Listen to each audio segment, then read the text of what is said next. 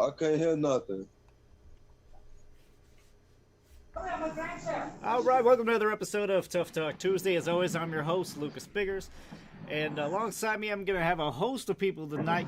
But we do have exclusive interview with Martez McGregor. How's it going, guys? It's going Pretty good, good. man. All right, Martez, we're just going to jump right into the thick of things from your last fight. Very entertaining fight, but you did get deducted 3 points. Do you want to talk about it? Man, I was in there doing what I had to do. I was in there doing what I had to do, oppose my will on him, man. And the ref, it's hard to fight the ref and the competition at the same time. Though these guys, man, they pacify him because they like have them rigged to win because they want to build them up. You know, they're not real fighters like that. So it's a whole money thing with the politics, man. So, you know, it was just me fighting against him and the referee, and that was just what it was. Okay. So the what was deducted first was the elbow, that uppercut that made it look like an elbow. Was that completely unintentional? I mean, I followed through with my elbow and I threw the uppercut. Really, it wasn't me really trying to hit him with it, and I didn't even hit him with the elbow, and that's why the point should be overturned. If you look at it, I didn't hit him with the elbow, because if I hit him with the elbow, he'd have been split wide open. Yeah, and then that point while, he was saying break and you were still, throwing with your open hand. I didn't agree with that point being deducted at all either. And I mean, without one, it's a draw. Without two, you would have won that fight. Actually, he was holding me the whole time. That was me punching out of the clinch, which is legal. And they were saying that the commentators was even saying that it was legal for me to let my hands go.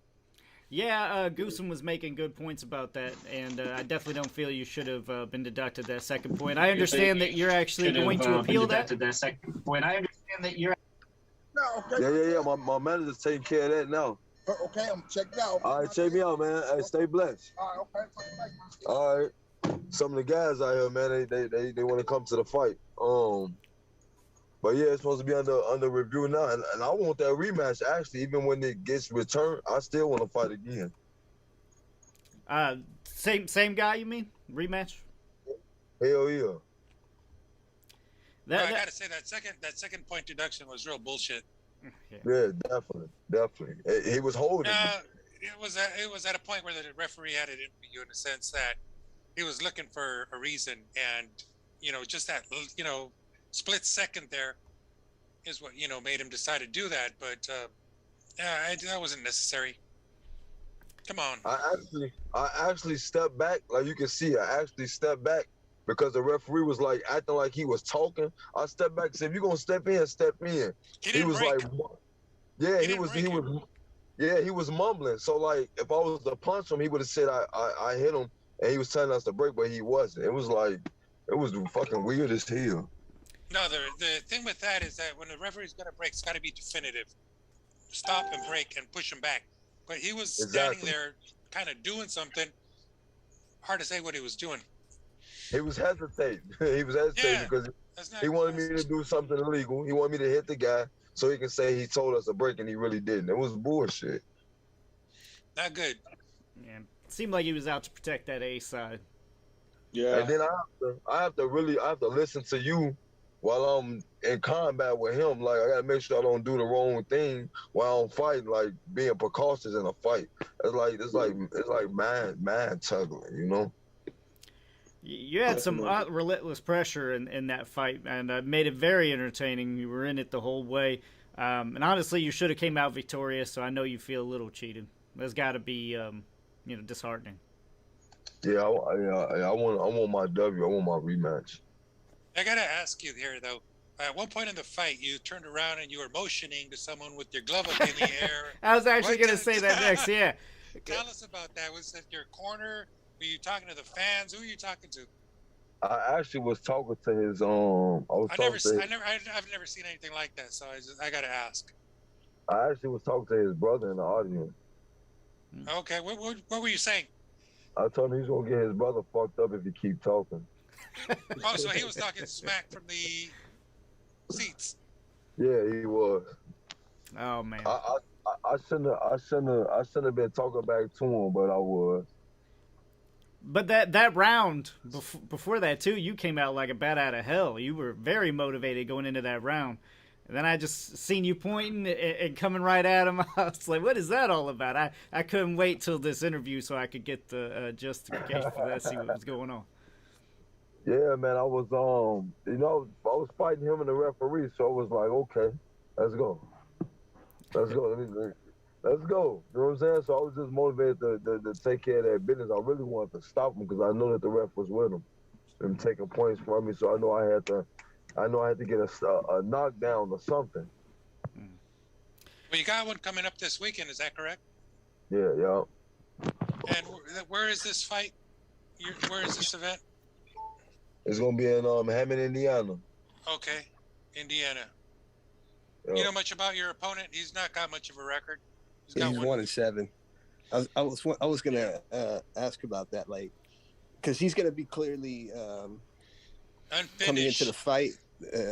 He's gonna be the favorite, and it's so close from your last fight. What should we expect in this fight? Because you are going to be the favorite. What should we see from you? Why such a quick return? Just so I could get in there and do what I was supposed to do last fight, and to get my local fans, the hometown a show, make them feel me. And it's definitely gonna be a knockout for sure. Yeah, I'd be coming for sure if I could.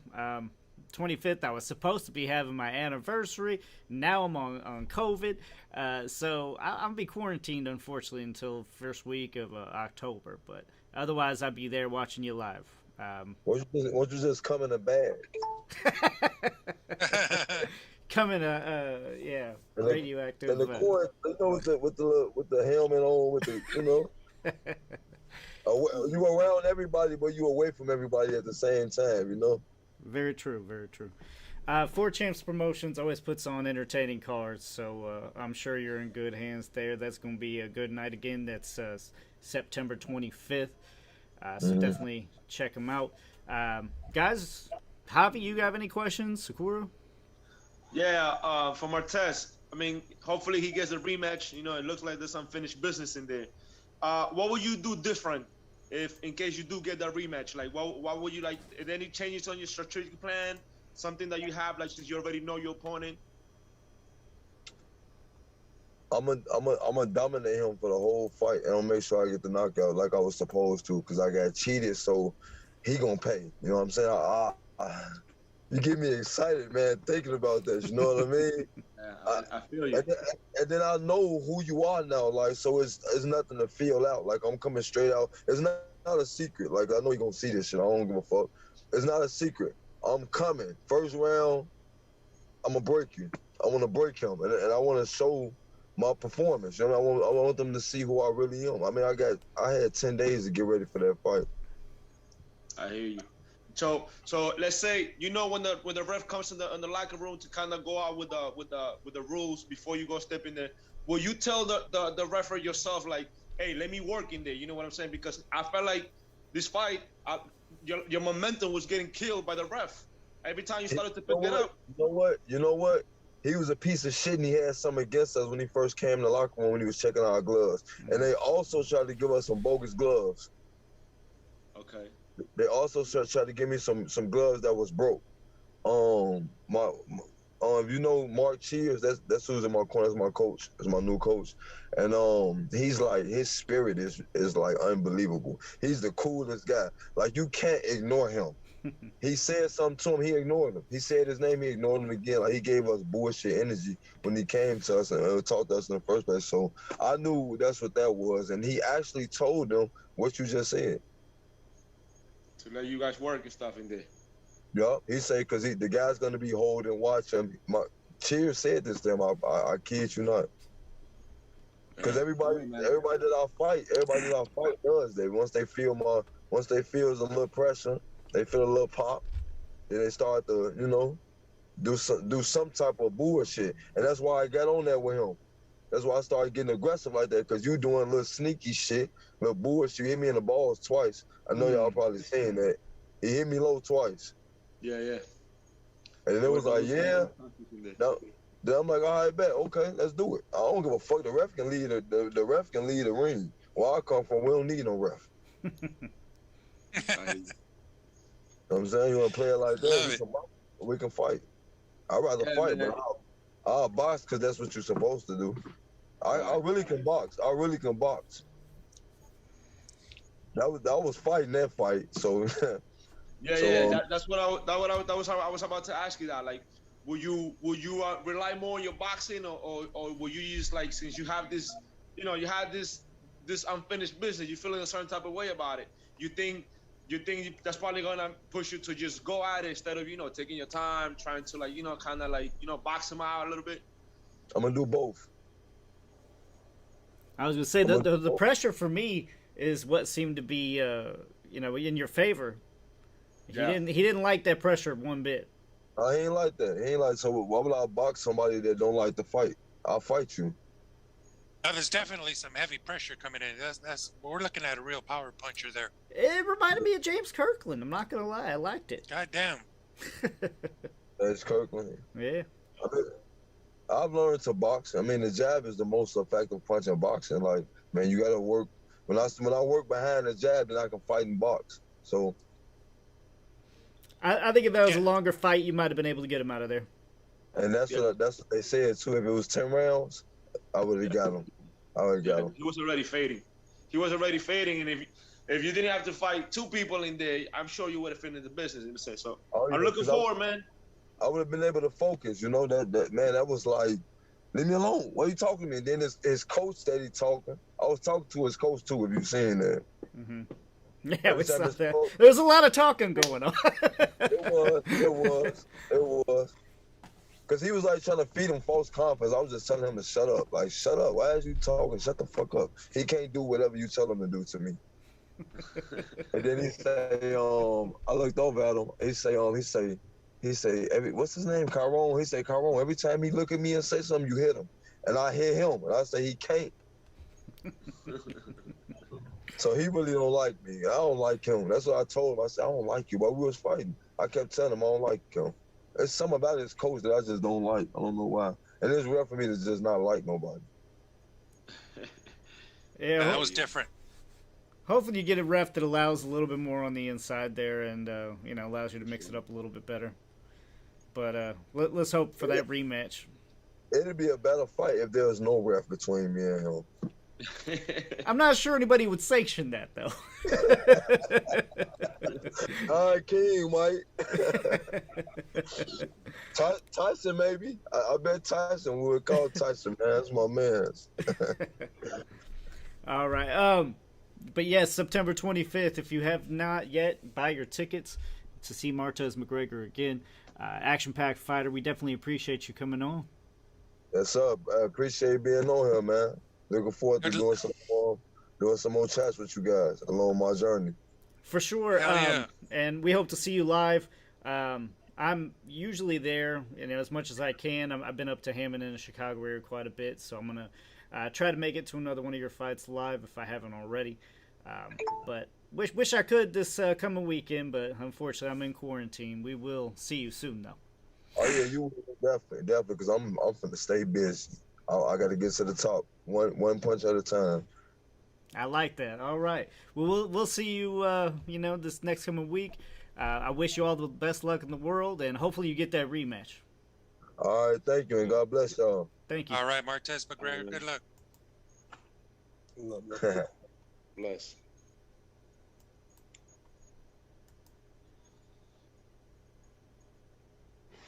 Yeah, I was gonna ask him that too, but he was on his way out. Like, what are his plans coming? Let's say he gets a rematch, he gets a W. What are the plans after that? Oh yeah, he wants to stay busy from the sound of it. And like you said, I mean, he just was in a main event on Fox Sports 1, and he's what was that, 2-3 weeks ago? And now he's already fighting again. In Hammond, Indiana. So you got to appreciate somebody that stays busy. He does have that entertaining style, so. He's sure to draw fans. It's just getting him in there and letting people see him. I think Fox Sports definitely did help that. Well, it might have hurt that too with the points deductions. So hopefully he gets to avenge himself, though, and get back on to a national network to be able to show maybe, I'm not a dirty fighter. It was just getting rough and tumble in there. Because I think that elbow could be causing, a lot of people to look at him badly.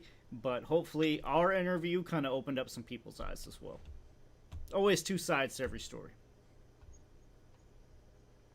I've seen a lot worse when it comes to elbows.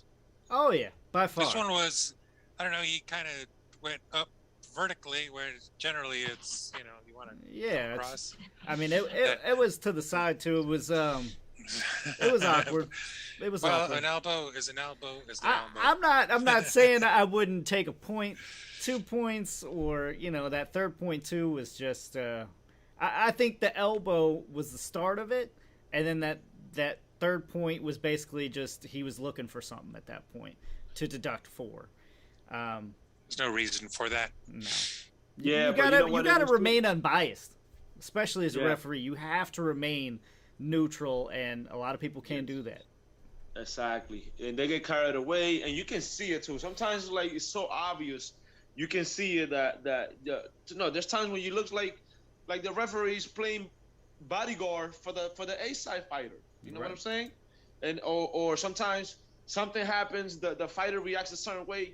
The ref probably not thinking about, let's say, I don't know, deducting a point or something, but because the A-side guy reacted a certain way and sold the point, then he goes and react, and instead of like we seen it just recently, like, no warning or nothing, boom, they deduct the point right away without any warning, none of that stuff. So it's like, it's I'm not saying that you cannot have a bad night as a ref, but I'm saying when this happens way too many times, your bad night is ruining somebody's win, somebody's career. You can literally be in charge of somebody coming up or getting stuck in injustice laws.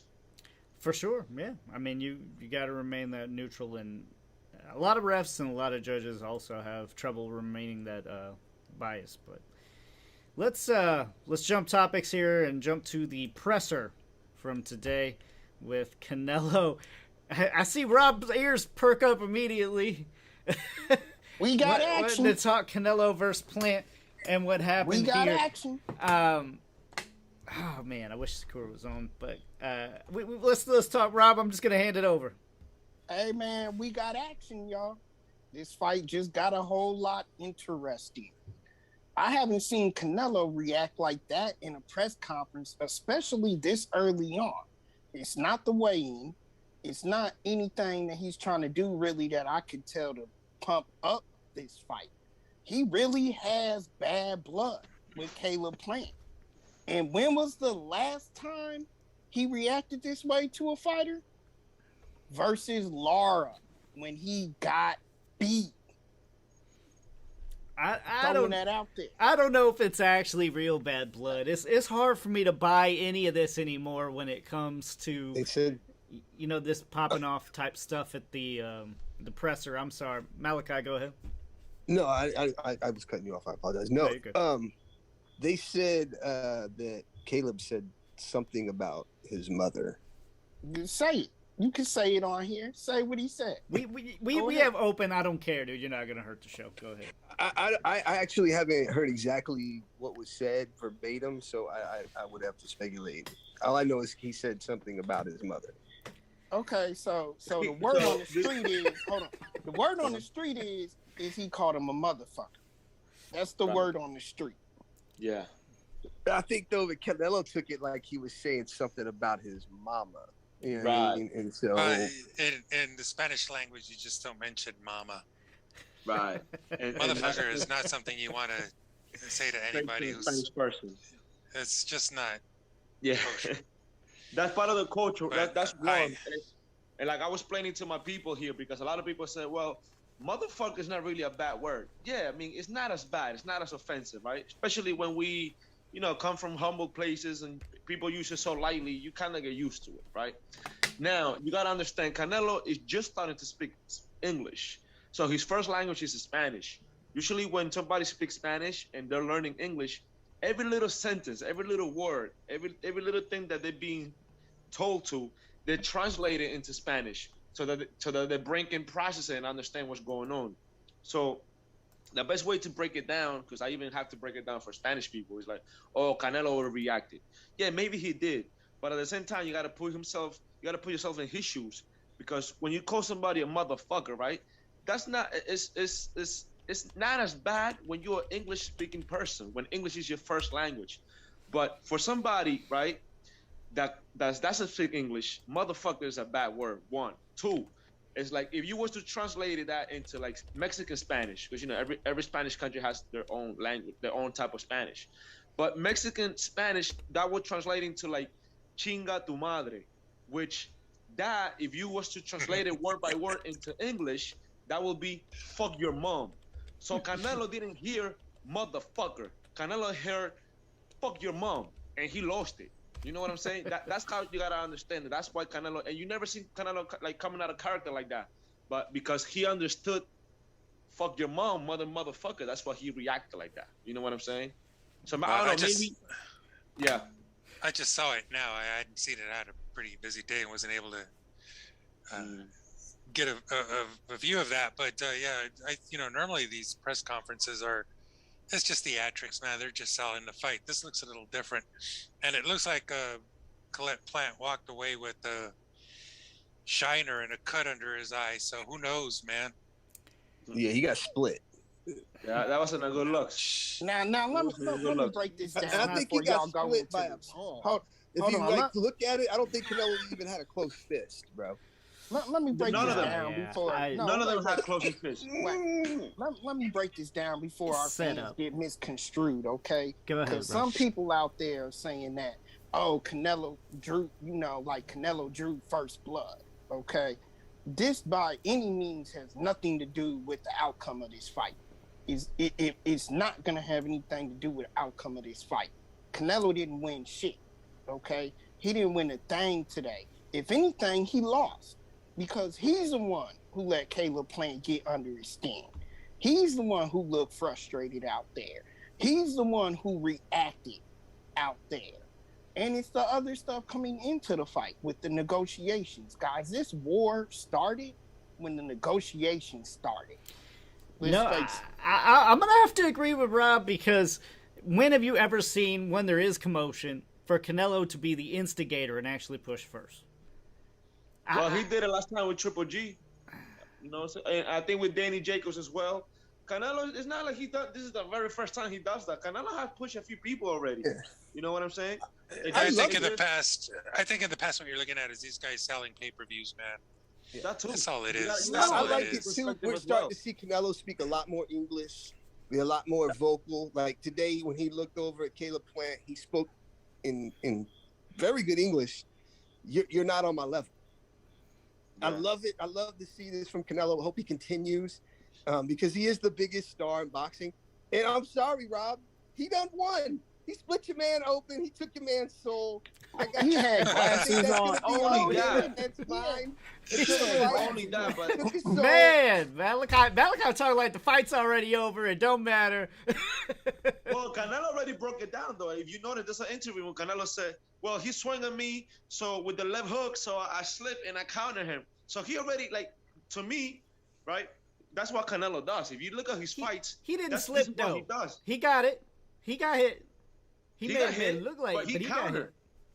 But he rolled with the punch. That was a slap. That was an open-handed slap. This was all set up, clearly, or they would have had some closed fists, okay? This was something that was just 10-9 Canelo. Got round one. This is what happens, though. So I think part of the reason why they didn't swing with a closed fist is because, think about it, right? If you don't have no type of protection in your hands and you land on any type of bone, your hands are gonna feel it. If you ever punch somebody burn knuckles, your hands are gonna hurt. You might not feel it in the moment, but either you're gonna break something, pull a muscle, or with adrenaline you're not gonna feel it. But later on, I hear what you're saying. Saying. Okay, but at the same time, how many fights you've been in on the outside of a boxing ring, Javi? I mean, Have you ever just open hand slapped a man? Yes. Yes. Is that your first go-to, though? In anger, do you not ball up your fist and just, go at him? Right. It's never a slap. A slap is premeditated, right? You think about the slap first. You don't just haul off and slap somebody. No, you punch them. So in a heated situation like this, I think it's more premeditated, the fact that they try to slap each other. Oh, okay. I mean, that's a good way to see it. Because, honestly, anybody's reaction would be to punch close fist. Yeah. You know what I'm saying? But at the same time, there's also times when, you kind of want to embarrass somebody. Because think about it. As a man, right? You, like, me personally, I'd rather be talked about like, oh, then Javi got punched and got dropped. Then Javi, like, yo, Javi got bitch slapped. I don't want to hear that shit. I'd rather hear I got knocked out cold by a fist than somebody just smacked me up like that. So I think that was kind of legit that they were going with that interaction, but at the same time, it's like they thought about it like, yo, I'm not gonna break my hand right here either, so I might just smack this dude, kind of like slap boxing type thing. But man, Canelo did a new nice defensive offensive move that is like, to me, was like, this is what he does. He counters that like that, like, he'll make you miss, barely miss, and then he comes on top with his own punch. And I think that's what's gonna happen. There's a little preview of what's gonna happen. I'm glad y'all think that way. Canelo-Plant is glad y'all think that way, because as much as everybody sits here and thinks Canelo won the negotiation round, he's losing this battle. He's according losing. to you and Plant, right? Hey, watch on the night. Hey. I caught a lot of crazy things. I caught a lot of crazy things. Okay, but does that mean you're going with Plant as of now? Look, are we gonna get a text like, guys, I changed my pick, Canelo on fight week, and then going back to Plant on fight night? I mean, like, I want to know, because right now you team Plant. Are we gonna stay team Plant throughout the whole process? Look, Caleb-Plant is a problem for Canelo, period. Yes. I don't care what anybody says right now. I don't care. And we haven't seen the best Caleb-Plant yet. Y'all, what I do predict is y'all's conversation is going to change on fight night, where we're here, oh, I didn't expect this out of Plant. Oh, he's looking very impressive. I only wish we had another fight that was more of a step up for Plant before this. I feel like the experience jump is very, very significant. It's not just a jump; it's a leap. Okay, there's levels on both. Yes, but it is a leap. Not saying that Plant can't compete at a higher level than what he has. I'm simply saying he has not been able to prove it thus far against the opposition. I think they jumped him up a little bit. Like, I think I agree with Lucas, and I agree with you, Robert. He's solid. Caleb-Plant is gonna be nothing but problem on fight night, and he's solid. He has the skills to give Canelo all type of problems. But I think also, like, he's been coming up on the levels of fighting. It's like you coming up on level 1, level 2, level 3, level 4, and from level 4, instead of you going to 5 and 6, they jumped them up to like level 96, almost exactly. 100. That's kind of what I was saying. I don't know about that significant of a jump, but Rob, I do need to hold it though. Remember what you're about to say. I'll come to you first, okay? Canelo been in the U.S. for years now. He know damn well our translation. Sakura, I gotta agree there. I'm pretty sure he knows. C.J. Hooker, never seen Canelo get frustrated. It's a scratch under his eye. I mean, you don't really see Canelo get, shook too often. Sakura continued. He called Andre mofo before, y'all. Canelo won today, right. Rob. That's right. But he did get in his head. So clearly he already knew what it meant. And good catch, Sakura, because that's even more of a play to what me and James is saying is this is probably set up in the first place. It just maybe got a little out of hand. I don't think the scratch was intentional on his eye for sure. Let's see. CJ says, Sakura, I disagree. Plant got to him. She said, I said that too, CJ. They are going to be watching him hard to make sure he is not on drugs. And there is nothing wrong with that. I mean, we got to make sure we're all on, even playing field. Sakura's commenting a lot because her power went out, so she's trying to get back on the show. We'll let you know as soon as she does. She says reflexes were good. There was even a fight no matter what people say. And CJ responded with, I'm taking Caleb-Plant, and even my wife is taking Plant, and she is a novice boxing fan. All right. Well, I mean, I don't know a lot of people that are currently going to be taking Plant. Rob, you seem still even a little hesitant, but go ahead with what you were going to say. So, and also, let's dead the talk of this level bullshit, okay? Let's dead that talk that everybody wants to make an argument talking about levels. Canelo has not fought a level fighter yet. He has not fought a level fighter with himself to this point. He's not fighting guys that are that are supposed to be at his level. So I'm glad Caleb-Plant didn't take these other fights. You know why? Because Canelo wouldn't fight him. If he took and beat an Andre, if he took and beat a Charlo, if he took and beat another big name fighter, Canelo wouldn't fight him. You know why? Because then he would be proven to be on Canelo's level. So if y'all want to start talking levels, then make your man's fight at his actual level. But to unification, what else could you do? Yeah, oh yeah, because that's the only reason why he agreed to fight Plant in the first place. He set out to capture 168, all the belts at 168. Plant's the last man standing. He's the target. And I guess damn what? it, y'all, I'm sick of y'all. And he's gonna be the last man standing. You heard it here first. Caleb, cool hand, Plant, whatever. He's gonna show you those hands, okay? I'm tired. All right. Well, before we move on to the next topic, I just want to say I look at these press conferences and all the pushing and shoving and all the, Heisman guys, doing all this shit. That's all right. It's they're selling the fight, man. And this is a lot of that. That's the way I see it. Because from what I know about Canelo, he's got a really cool head, and I think he's doing his job here.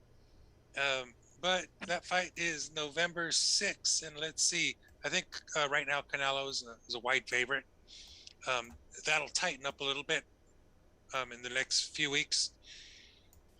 But I think Canelo going into this fight is plus 350. Easy work. I'd agree. I think he's going to be the clear Vegas favorite. Rob, I mean, as a betting man, you can't deny that. I'm gonna make y'all eat your words again. Look. Okay, you have. I'm not gonna lie. You have made several off the wall predictions, but I mean, when you keep doing it, eventually you're gonna land some, right? you know what I mean? So it's you close your eyes, you throw a dart. Every once in a while, you're still gonna hit it. My question to you is, do you actually believe this, or is it another shot in the dark? It's a shot in the dark and that I believe, okay? How about that? It's a shot in the dark that I believe. Hey, CJ Hooker says, I'm with you, Rob. CJ Hooker's with you. Malachi's being extra quiet over there tonight. Well, it's the fights, like you said, in November. Yeah, it's still a ways off. You know what I mean? With today, the hype was the presser, which should be, considering what happened. I agree. It's been overplayed, so to speak. It wasn't the end all be all to the fight. I like to mess with Rob and tell him, he snatched his soul or whatever, because I know that Rob wants Canelo to lose. Rob is weird. When it's someone that Lucas likes and is fighting Canelo, or Rob will jump on Canelo. Yeah, Canelo. But then when it's someone else, he wants to slip back over to Lucas's side. And Rob, now saying nothing. No, Canelo's gonna win this fight. I think that he's gonna stop him, whether that be to the body, or is he gonna catch him with a closed hand punch like what we've seen today and completely put him out. And I think at some point, I wouldn't be surprised if Caleb-Plant is up 2 or 3 rounds when this happens. But eventually, I just think Canelo breaks him down and puts him out of there. Yeah, I see what you mean. As in KO, TKO? Yeah, one or the other. Either I think he's going to stop. Yeah. If I was forced to pick now, and of course, again, this is months away. If I'm forced to pick now, I'm picking Canelo. Probably also by stoppage. Sakura says she's Caleb-Plant all the way. So now, shocking. I will say that in the past, especially smooth fighters, Canelo has struggled. Lara, but Trout. But Caleb a little different. I just don't know. It's not the same for me. I don't know if he doesn't have that Cuban style that I think Plant would struggle with. And I do think also Plant does like to trade. And I don't know if he's going to be on his horse enough and stay as disciplined as a guy like Lara would be to be able to pull off the win that he has to do, because you are going to have... He can't trade with Canelo, let's face it. Canelo is not going to lose by knockout. That's not going to happen, right? So you have to outbox him, and to outbox him, you have to outbox him well. And I'm not just talking about outboxing him to a 1-point decision, because that means you lost, because Canelo's going to get 2 rounds, okay? So you have to outbox him. You have to shut this man out, Rob. So how exactly do you see that happening? Because even if he wins, and on my scorecard, right, he's not going to win the actual fight. He's going to be given that. So there's one thing that you really, sorry to cut you off there. One thing you really got to admit here is that the Canelo that we saw against Lara or Mayweather or Trout, any of these guys, it's not the same Canelo we're seeing today. He's sharper, faster, a lot stronger, bigger, heavier. You name it, he's it. And he's just going to be hard to beat. Yeah. It's not the same level of competition, James. Yeah, but I think between Lara and Plant, you got pretty much the same level. Maybe even Lara's even sharper. Rob, you keep talking about the level of competition, but bro, the man fought Danny Jacobs. The man fought Triple G. Look at Canelo's resume. Yeah, you want to talk levels? Look at their resumes. Look, tell me 2 fighters in Plant's resume without looking at Google that are levels ahead the ones that Canelo face. That's what we were talking about, though, Javi. I think it is just too much. That jump is too high. Well, again, but Rob doesn't see that. But Rob said that at levels. Y'all are still talking at levels. I think Caleb-Plant is much better than Callum Smith. I think he's much better than what BJ Saunders showed us. I think he's better than Saunders showed us. And those are Canelo's last 2 fights. He damn sure is way better than Yildirim. That's for sure. Well, Yildirim, I still tweeting to the WBC, okay? They don't answer me. But I'm wondering still how Yildirim was even a mandatory. That's because Canelo asked for that fight. That's why he got that. They said, make this man a mandatory, and they made him a mandatory. No matter what they say, Canelo's the boss. WBC, baby. Canelo's the boss of that WBC. Why the man is doing that. You have to WBC, baby.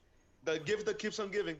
But let's go to some comments here. CJ, Plant is better than the last guy Canelo fought, hands down. Okay, I agree with that. I agree 100%. But so let me maybe some other perspectives, right? When I talk about levels, I'm not talking about the level that Plant is right now. Yeah, he's better than most of Canelo's opponents, of course. When I talk about levels, is what type of opposition Canelo has faced and what type of opposition Plant has faced. So that's to me levels.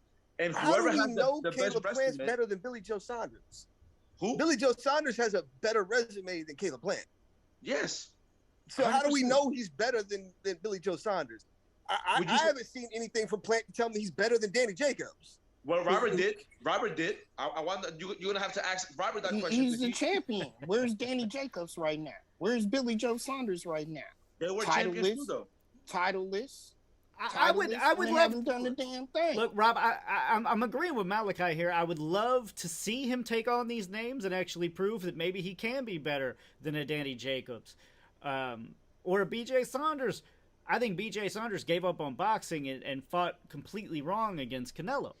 But it is what it is. I mean, he has not had those opportunities to prove that he can even match up against those kinds. And what Malachi is saying is he hasn't even had that level yet.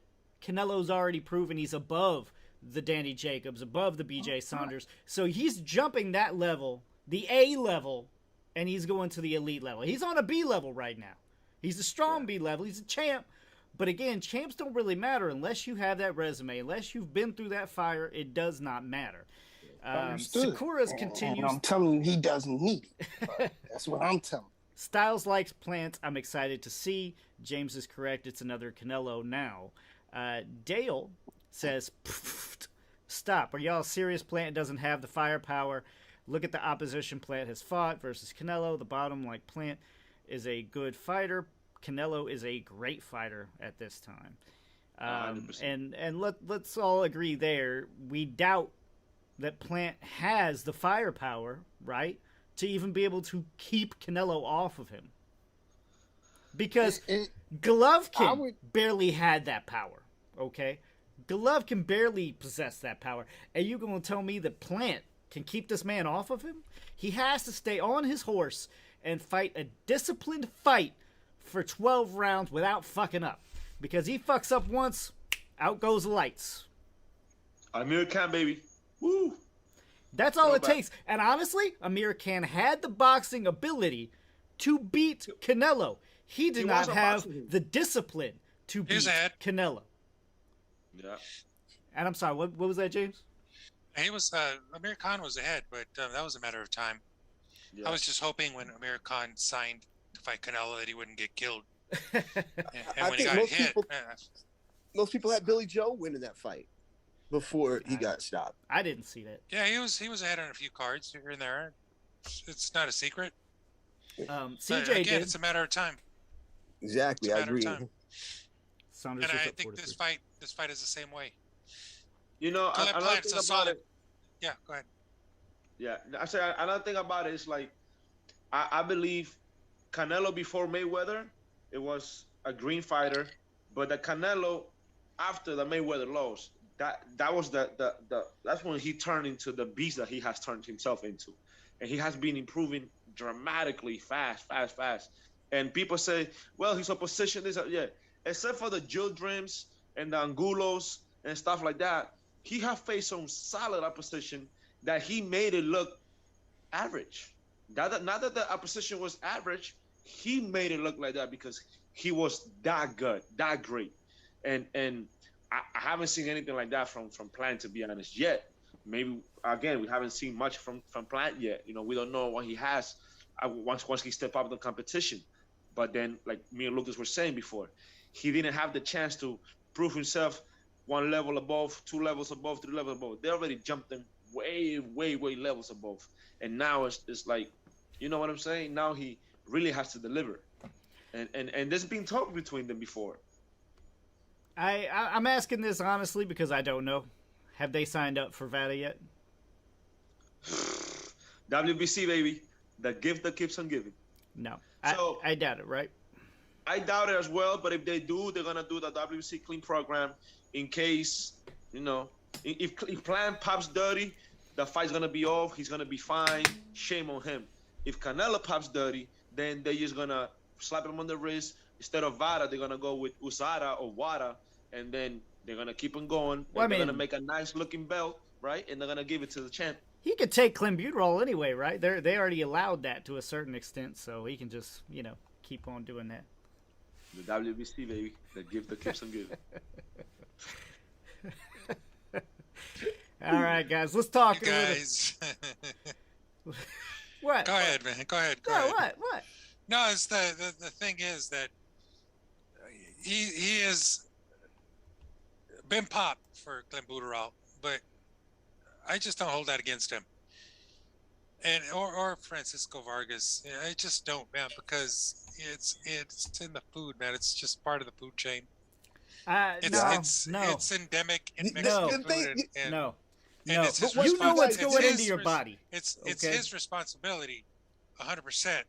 But I mean, you test people across the board, and you would find it because it's in the food supply. It's basically, from what I understand, it like if I was to take it, like, it's to cut weight, clenbuterol, right? No, I mean it is No. kind of a form of No. steroid. I mean, in a way. It is. Clenbuterol, it is. Yeah, They use it to fatten cattle. Yes, sir. More muscles, yeah. more fiber, and that's Um, what it does to the fighter as well. and I'm gonna repost it. It's a growth but- hormone for cattle. Yeah. I mean, people have been caught with it before, but neither here nor there. I mean, I just think that it would be covered up anyway, right? So even if he does test positive, he makes too much money. So as we would see, just like when he did test positive, fight happened, they suspend him. What, 6 months? A year? That's nothing, right? That was 6 months. That's But it was usually like what a you take year between from fights. when he first tested or something. I don't know. Something like that. Look, I'm gonna tell you guys something, right? And I think we've been over this again and again. The A guy, the cash cow guy, the one that's bringing all the money and making sure that the sanction fees from this, the sanctioned bodies are really, really high. They're not gonna get the same discipline that they're gonna show against the little guy that's not really bringing a lot of profit. You know what I'm saying? The little guy with the little profit, when he pops, they're gonna make an example out of him. Oh hell yeah! They're gonna do the virtual signaling bullshit and be like, no, we're doing the right thing and this is what we're doing. But when it comes to the guys that are making the money, the A side, especially if they come from Mexico because the WBC is established there, right? Let's be honest here. They're gonna get the benefit of the doubt. They're gonna get the little, let's find you, but let's just do that to show like we did something, not because you deserve it. Because at the end of the day, we gotta get paid and the show gotta go on. And guess what, baby? The WBC is gonna keep making those nice looking belts and give it to these guys if they're either pop or not. Damn. Money matters overall. I mean, I know I hate to keep coming back to it, but look at Mayweather. You're allowed to I'll just push off my prison sentence. It's okay. I know too much money is relying on me to fight. That's ridiculous, man. It's a joke to the justice system. It's a joke to boxing. It's a joke to everything. Yeah. These things, and we'll never be able to prove, right, that Canelo did just maybe get some street meat or something. Number one, you shouldn't be buying street meat when you're training for a fight. I mean, that's a bad idea to begin with, right? Who goes to like a stand to get some junk food while you're training for a fight? Most people are trying to train and cut weight, not trying to get junk food on the street. So I don't buy that excuse from the jump anyway. You know what's going into your body, Canelo, especially a guy like Canelo who basically can have his own damn chef in his house. This man is rich. He does. Clenbuterol. You know where you got your beef from, okay? He does. And you know here in the States whether, you got, grass-fed beef and all that. So you can point it out. Go ahead, I'm sorry. Well, no, Reynoso Sr. is a butcher and a cook, I believe, and he is kind of responsible for all the meals that come in and out. So, I don't know, maybe someone else in that camp dropped the ball. It's all water under the bridge now because... It's really not, though. Once a cheater, always a cheater. If you catch somebody with plaster on their hands, right, then they're constantly going to be, oh, that's that guy. Margarito was known as that guy. After he got caught, he's that guy now. And he can never prove himself not a cheater. This is my problem, is he's not trying either, James. He can sign up right now for 24/7 VADA testing like Nonito Donaire, but no one wants to do it because a lot of people are doing shit that they're not supposed to, and Nonito's the only one that's willing to say, hey, I'm clean. I think they will eventually, but we're running out of time on that one. But, I mean, there's no proof or evidence that there's clenbuterol in the system right now. That's because he doesn't get tested. Once a cheater, always a cheater. I doubt you'll ever see that again in Canelo. I think they blew it in that regard. And I think that's something that could be corrected, and it probably has. You know what? And it took till after this and all of this to happen for him to even sign up for the WBC CBP program. But because for then, he wasn't even signed up for that, even though he was ranked the top 15. Right. Or top 10 or whatever it was. Right, Javi? So it took you to test positive and then a whole bunch of shit afterwards to be able to even do the CBP program. So they were letting you not even be a part of that, which already is hugely suspect. Again, if you are truly nothing to hide, 24/7 VADA testing. No one wants to do it because everybody's hiding something, if you ask me. Yeah, but and then Lucas, if you take into account that from the same guys from the same team have been popping, like Jose Ramirez pop, Canelo pop, Oscar just pop. And let's be honest here, they're all training with the same guy. There's something. It makes you think. There's a lot of smoke, there's intangibles fire. that makes you think like, what's going on? Where there's smoke, there's fire, and I don't want to say like, yeah, because I don't have proof. Nobody has proof. All we have proof is the tests that have came back positive. That's it. Well, listen, just to kind of dead that situation with the whole VADA thing, it's got to stop. Donaire's promoter Richard Schaefer just tells ESPN that they were informed by Al Heyman that John Riel Casamayor rejected, yet this time he rejected the bout with Donito Donaire because of quote-unquote disputes, even though they're both from the Philippines. And we all know what happened with the previous bout. Mm-hmm. He refused the VADA testing. And what it sounds like to me, folks, is he's refusing that again. And I don't know, like, Casamayor, why would you even go into this with Donaire? The only one that's really proves on time and time again that he's clean. The only person really in boxing to do it. And you're going to be like, oh, well, no. Did you think you weren't going to do VADA testing? Come on, man. Like, don't even get into talks with him. Don't even start it. Because you already know that you're not going to go into it. Let's go to some of our comments before we lose them, and we got to move on. Beat Canelo to death as we usually do. Sakura, let's see how they do this, and now if they do test positive, we've seen this doesn't stop the bouts. I mean, Valdez was a really bad example that they're just going to allow this to happen, especially for any big fight. It's the beef, LOL, a San Diego resident, people. Bottom line, the fight will happen regardless of testing. It's not right or fair, but it's definitely the way it is right now. CJ Hooker says it's not water under the bridge. And Sakura says, tell him Lucas can't find what you not tested for. So, I don't know. That's something I will continue my crusade on is, if you are clean, just prove it. It's easy. It's easy to do. Yeah. Every fighter out here can prove. Right, but the thing about it, Lucas, I think the only thing with that, the only objection I would have is like that 24/7 testing. It will have to come out of the fighter's pocket, and let's be honest here, not anybody can afford that. Those are really expensive, and yeah, when you're on the top making the big dollars, yeah, maybe you can afford it, and it makes you look good. You know what I'm saying?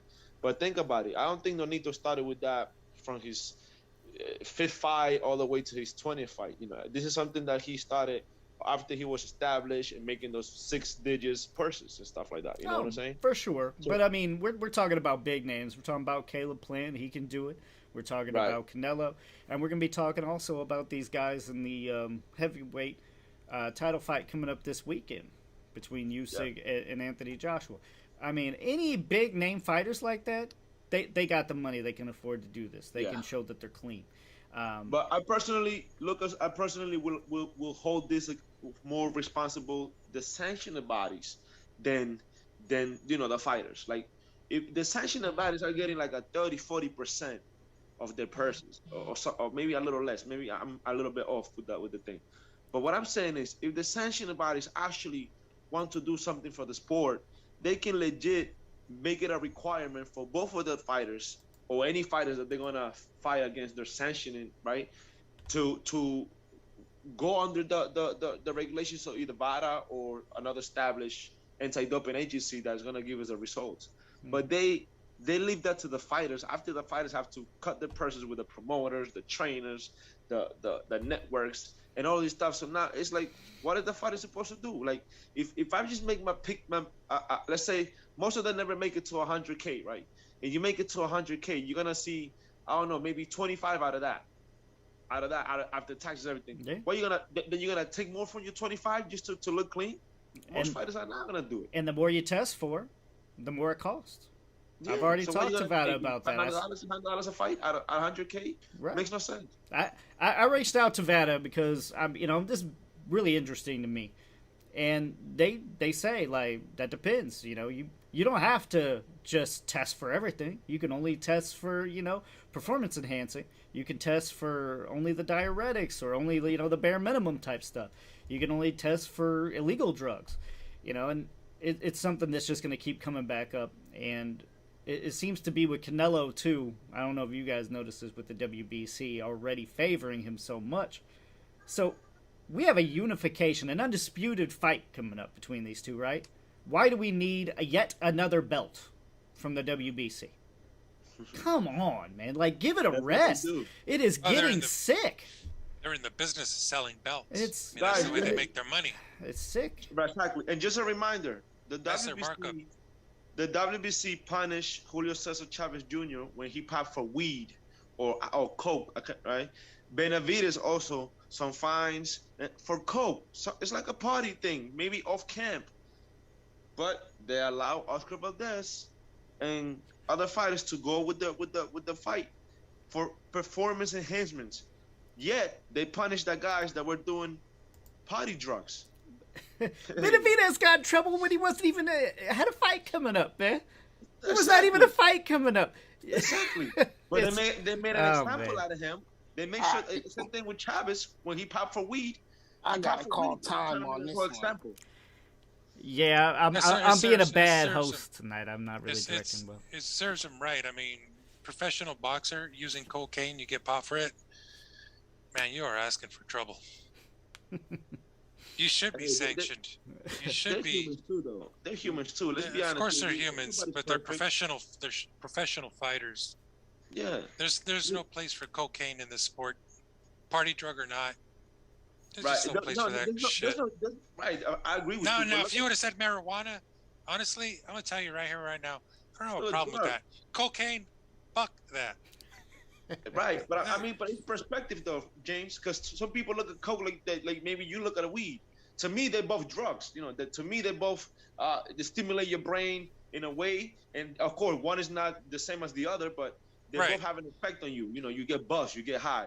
Now, I don't think something that's gonna get you high or buzz it has a particular advantage on a fight, like a steroid, like a PED, like those type of anabolic components that can give you more stamina, more strength, more endurance, and all of this shit. That's just way different. You know what I'm saying? But it's like we were saying before. They pick and choose who they're gonna punish, and they pick and choose who they're gonna let slide with a little, give me a fine and 6 months suspension. Anyone who shows up cocaine positive is gonna get punished. Anybody. So Javi and James, but what he's saying also is there is a fight coming up this weekend, and a big one at that. Yeah, but neither one of these guys has tested positive, so we can actually just talk them. But this is the test positive edition of Tough Talk. Yeah, and I think it keeps coming back to this because it's hurting the sport so much. But yeah, I need to stop or this will be all day. All right, let's finally talk about Usyk and Anthony. Joshua-Usyk finally getting his shot. I think he was promised right away, but what did he get? 2 fights to hold him off till he got his chance. I know you're not really sold, Rob, on Usyk. Do you have him any chance at all going into this fight against Joshua? I mean, yeah, he's got a shot, especially stylistically, the way that Joshua is, because Joshua likes to box as well, and I think that I'm not really sure where Joshua's head is at, but if he tries to outbox Usyk, I think we have a real problem in this fight for Joshua. Usyk has more of a chance if Joshua's going to try to outbox him. I don't think he should do that. I think he needs to test Usyk, and he needs to test him right away, especially in the heavyweight division. He needs to come out with that power.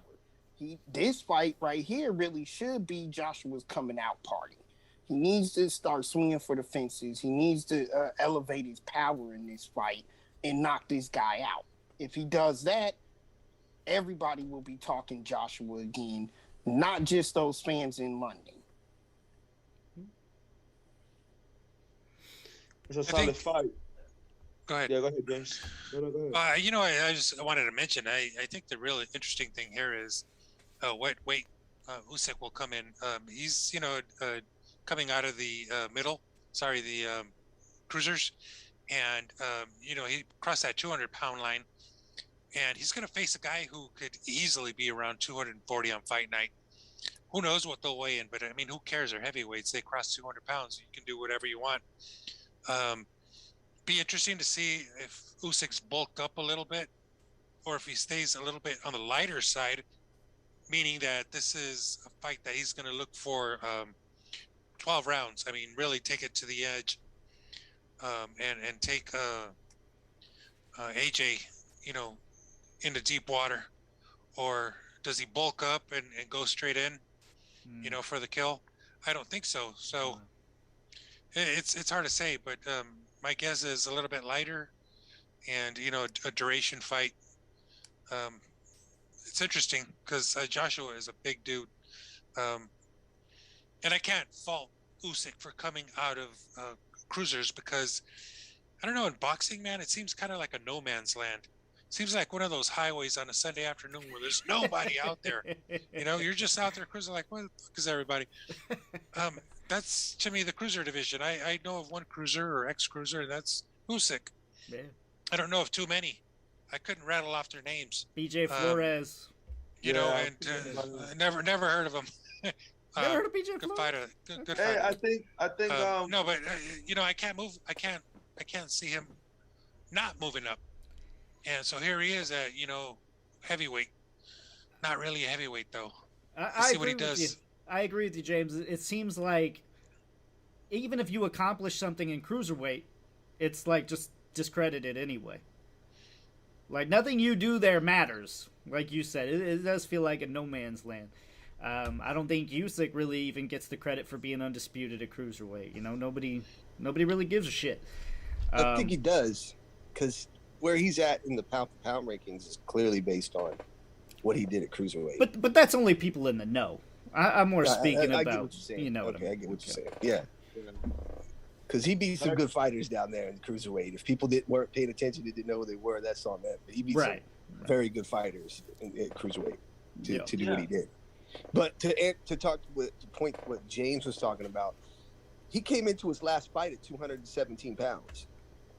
AJ came into his last fight at a slim down 240. I mean, that's if that's like a minimum weight jumping up and fighting the 135 pound champion.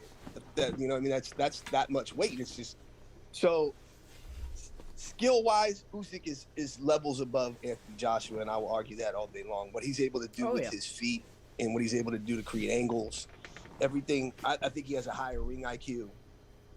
If this was even if Alexander Usyk was a natural heavyweight, it wouldn't be a question for me. I'm taking Usyk. The biggest question for me is he going to be able to take the heavyweight punches? And Rob pointed that out early. That I agree. Joshua needs to go out and figure out, can this guy take actual heavyweight punches? Because, as Lucas said, he was promised the fight right away, but he ended up fighting twice. And in my opinion, he needed those two fights, because if he would have got right in the ring with one of these champions, whether that had been at the time Deontay Wilder or Anthony Joshua, from what I've seen in the first two fights in this division, he loses and loses badly. I think that he has the potential to lose badly in this fight if he can't keep Anthony Joshua off of him, if he can't keep out of range. It's going to be a bad night for him. I do think that Anthony Joshua is going to get him. In my opinion, I don't mean to jump ahead if we're not making No, a go ahead. prediction I right was now. actually going to tell you to go ahead and give a prediction. I think that Alexander Usyk is going to be up on the scorecard, but I do think around the 4th or 5th round, I just think that we're going to see that this is the heavyweight division. This is the power division for a reason, and I think Joshua is going to get him out of there. Okay. Rob, go ahead and give me your full-on prediction. Look, just to hyping this fight up a little bit, a lot of people are underestimating Usyk in this fight. Apparently, Sakura is one of those because she said, no, it's not that big when you said it's a big fight. She said, no, it's not that big, Rob, LOL, snoozer. So listen, you have a guy who's done at a time, too, when now is popular. It was unpopular to be an undisputed champion. It was unpopular to be an undisputed champion at cruiserweight. This man has done it. He did it pretty handily, and earned him a shot at the pound for pound. So he is considered by many to be a pound for pound fighter. This is the biggest accomplishment, would be the biggest accomplishment to date for Alexander Usyk. Okay? And it's a dream come true for anybody that's able to get to that weight class, to be the heavyweight champion of the world. Still, even in this day, means something. It means a lot. People are heavily underestimating Alexander Usyk in this fight. And he does have a shot because of the way Joshua fights. Joshua still has a lot to prove. Talent-wise, Usyk, in my opinion, like Malachi said, is a bigger talent. He has more skill. He's going to be able to test Joshua. And one thing that he also has, sneaky power. And he has the power in the shots of the accuracy. He's an accurate fighter, especially at heavyweight. He doesn't waste a lot of energy. He doesn't like to pull punches unless he knows he's going to land them. And that's going to be another problem for Joshua as well. This fight, if it gets carried into the later rounds, Usyk will win. If he can get it into those later rounds, into all those championship rounds, Usyk will win. I just think that Joshua is smarter. He's not going to let himself get baited into Alexander Usyk's game plan. And I think he will be able to knock him out around the 6th round. Okay. See, now, I've been debating what you said about Joshua jumping on him right away, and I actually think that's a huge mistake. Usyk does have defense, and I mean, that's rare in the heavyweight division, I get that, but he does have defense. I think he would be able to outlast that. Sorry, can't talk today. And once he outlasts that, Joshua had already exerted all that energy. And once some late round comes, you're right, I think that would be really bad for Joshua. I really am struggling with this because I do think it's a 50-50 fight. It is very close. And I agree with Malachi completely. I think Joshua's really going to get a nod for most people, but only based solely on size, right? Yeah. A lot of people are giving AJ the benefit of the doubt because of size, but they forget sometimes that skills pay the bills, and Usyk is all type of problem. Not to mention he's a southpaw. And me personally, I think Joshua's a little chinny. So if he gets caught with the right punch, we're gonna see his knee buckles, and Usyk is gonna take advantage. I don't think Joshua knows how to work on the clinch on the inside. So if Usyk takes a page out of Andy's Rules' first fight, she's gonna be all type of troubles. And just for the conversation you guys were having before, I think you got to remember a lot of these cruiserweights, when they spar, they be sparring heavyweights. You also have a lot of cruiserweights that, later on in their career or early in their career, they turn weights and they were great ones. I don't know. Holyfield started as a cruiserweight. You know what I'm saying? So you got to understand there's a lot of pounds in difference, but once you like 190 and up, and you're a heavy guy, pretty much, a lot of weight is not helping you because your stamina, you slow down a little bit. So Usyk gonna have that advantage: the slickness, the better footwork, the more of stamina. The lighter one, the more speed. So Joshua, I think it's either Joshua's gonna stop him because he the size and he caught him with a power punch, or Usyk is gonna make Joshua look average and slow and robotic. Mm-hmm. You know what I'm saying? Yeah. Dale basically just brought up some points that you just did. Dale People says, if I may, let's not forget guys like Holyfield, Spinks, Roy Jones, who came up from lighter weights to win heavyweight championships. You can almost throw in Billy Conn if he didn't get careless about Joe Louis and tried to take him out, in my opinion.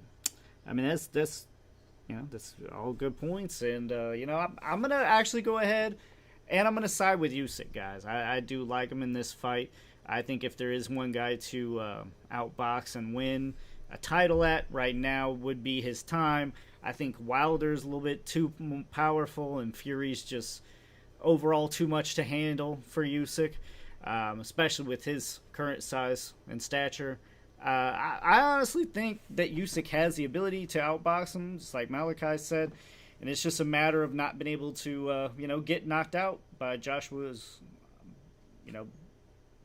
battering him around the ring whenever he decides. And hopefully I'm right, and Usyk is able to evade and defend him off. But I can see Joshua catching him and dropping him, but I'm going to go with Usyk in this one, guys, with at least him hitting the mat at least once.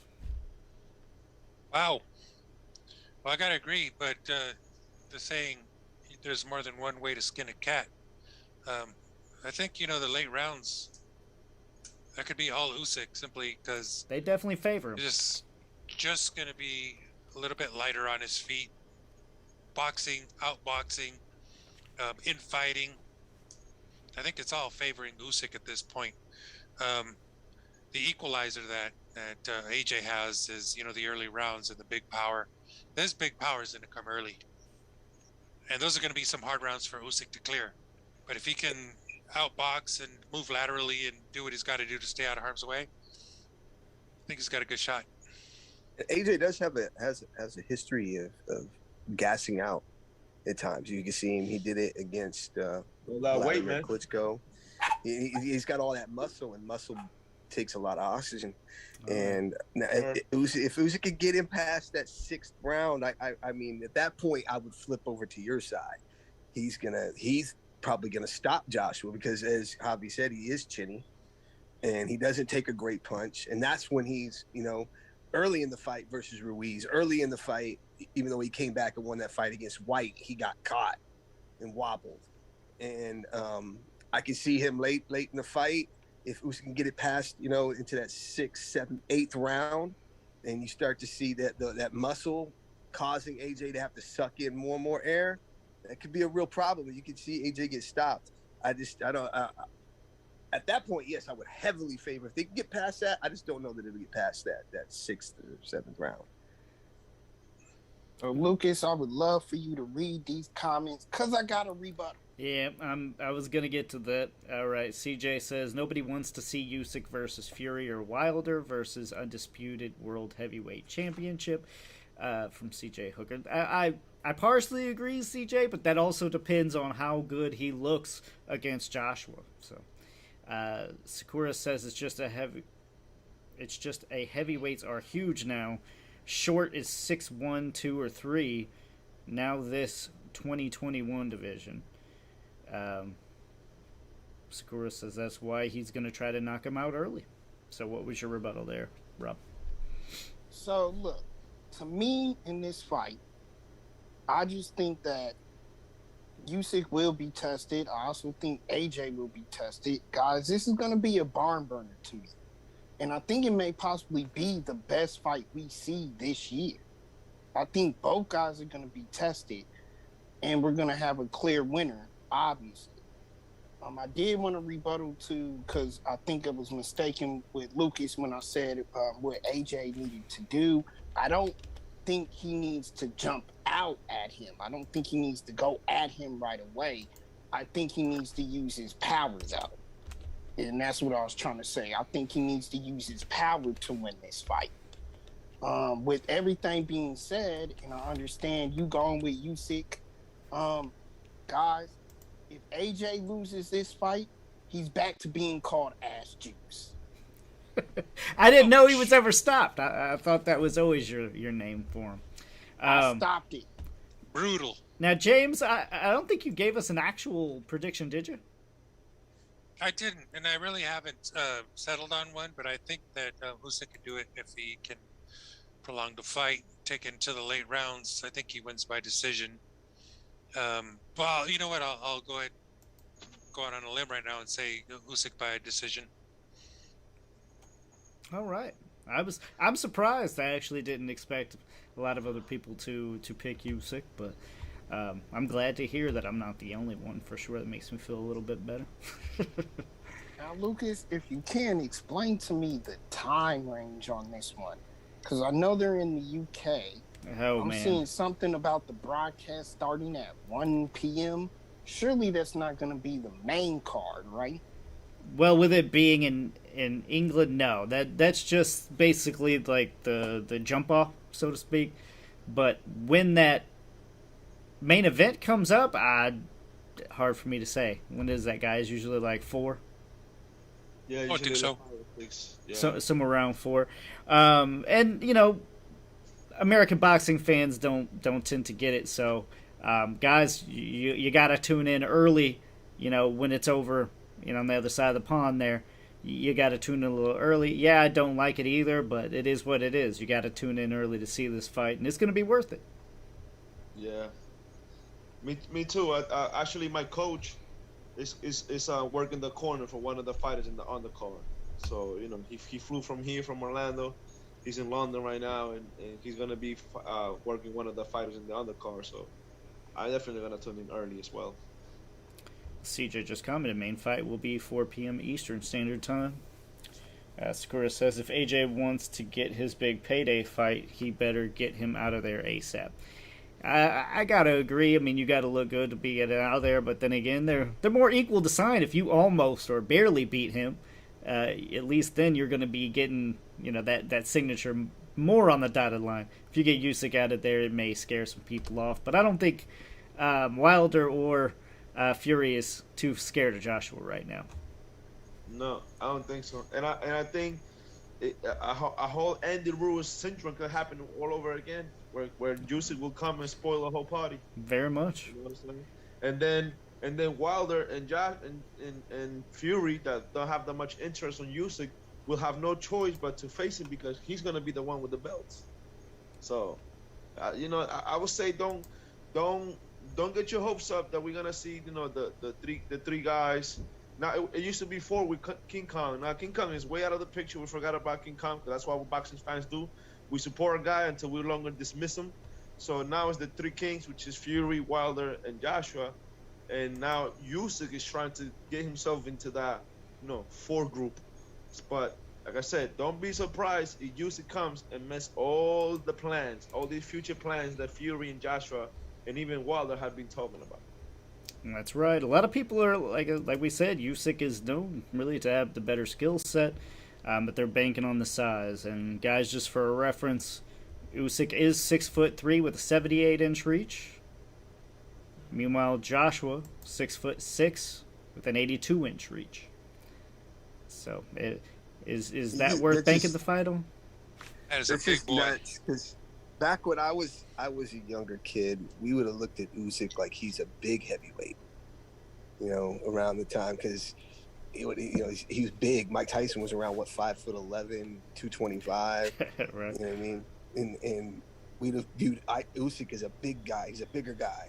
You know, what is he? 6'4", 217. I think in his last fight, that would have been a big heavyweight. But now he's a small heavyweight compared to the giants. We're just living in the era of the giant heavyweight right now with these guys.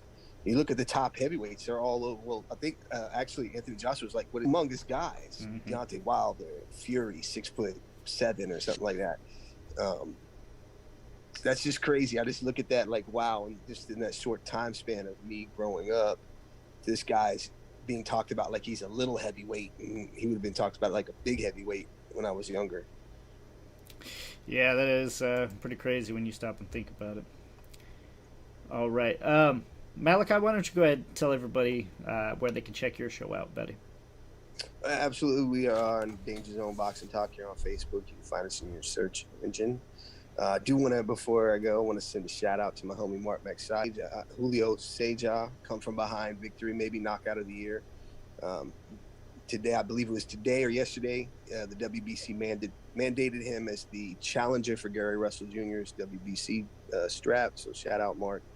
But you can find us on Danger Zone Boxing Talk here on Facebook. All right, great. Skura said he's a Bridgerweight, Lucas's favorite. All right, for Rob, Javi, James, thank you all for coming on. Malachi, definitely always appreciate it.